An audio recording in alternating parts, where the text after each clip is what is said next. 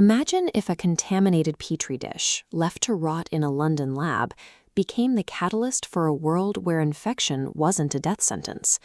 This was the reality in 1928, when a botched biological experiment was left exposed to the open air for weeks.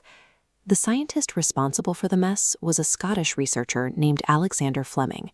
His decision to leave his workspace uncleaned before leaving on a vacation resulted in an observation that would eventually dismantle the era of untreatable infection.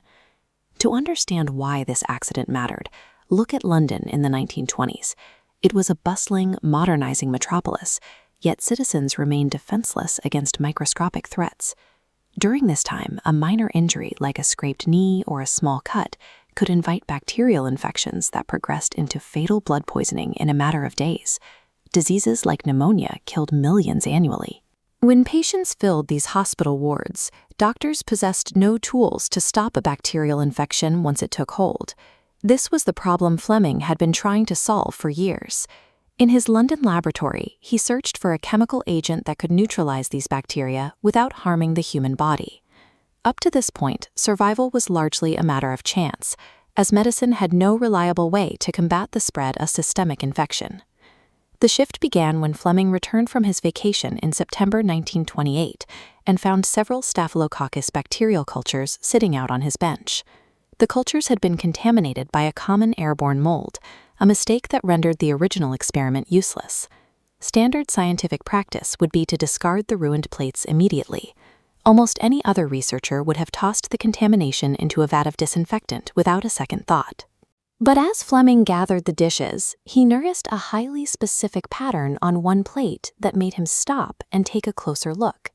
This decision, to investigate a laboratory error rather than ignore it, redirected his research toward a substance that performed exactly as he had hoped.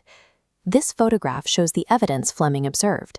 At the top, a large patch of white mold has taken over, while bacterial colonies are scattered across the bottom. Look at the dark, clear ring surrounding the mold. In this zone, the harmful bacteria are completely eradicated. The mold was secreting a chemical substance into the gel, systematically dissolving the cell walls of the bacteria that came into contact with it. Fleming isolated this bacteria-killing agent, which came from the Penicillium genus of fungi, and named it penicillin.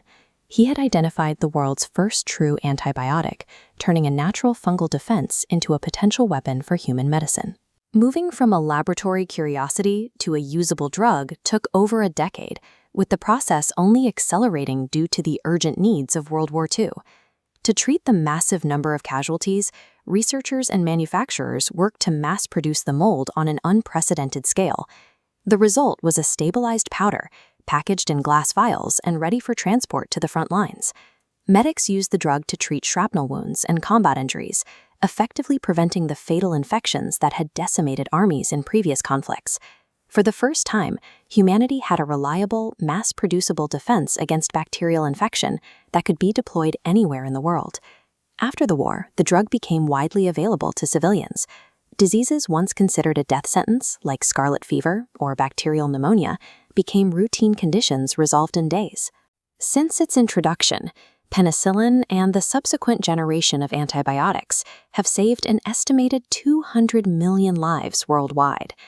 In 1945, Fleming and his team were awarded the Nobel Prize in Medicine, recognizing their role in developing the first successful antibiotic therapy. The identification of penicillin proved that infectious disease wasn't an inevitable fate, but a biological problem that could be solved by paying attention to an accident that everyone else would have ignored.